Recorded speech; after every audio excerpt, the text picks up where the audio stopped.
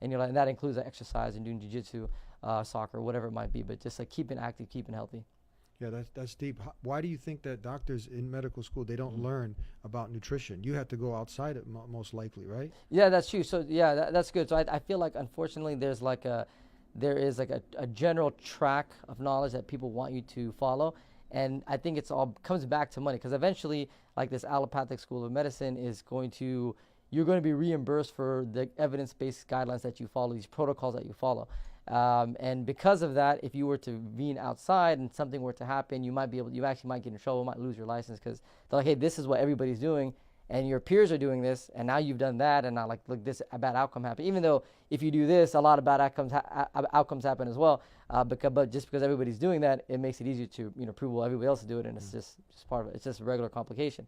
But if you were to do something outside of that, it could become, you could lose your medical license, for instance. So there's a lot of people are obviously not going to do that because they work so hard to get their license in the first place.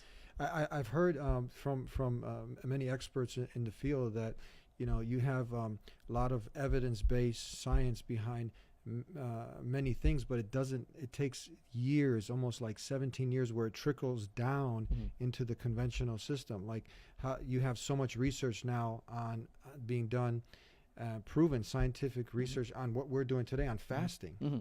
but you don't see any doctors. You come to the hospital, you tell them, hey, go fast. Yeah, that's true. But there's science behind it. Oh, for sure. Yeah, 100%.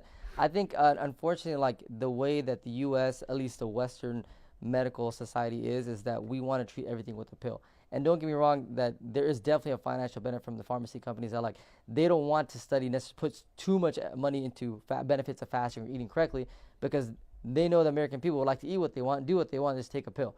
And then that they'll benefit from that. American people will get some that quick satisfaction that they can get from eating whatever they want. Yeah. So it's a really sad circle, unfortunately, but that's kind of the system that we're in.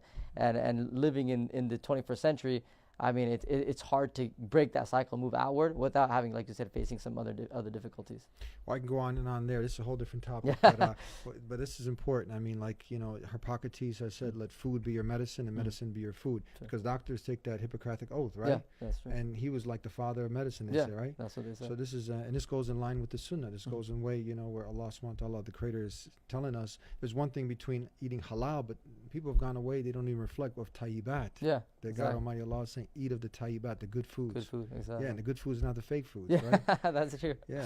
That's so true. and then also talking about exercise, doing some jiu-jitsu sports, but now really as a student, eliminating stress, and you're not going to eliminate stress if you have enslaved yourself to this debt. Exactly. I mean, the only way to eliminate all types of stress in your life is to enslave yourself to Allah and to follow His rules and His regulations. And by taking interest-based debt, especially, and I'm not blaming anybody, because really it's not an individual fault, it's a societal level. Like as a Muslim community and as an American community,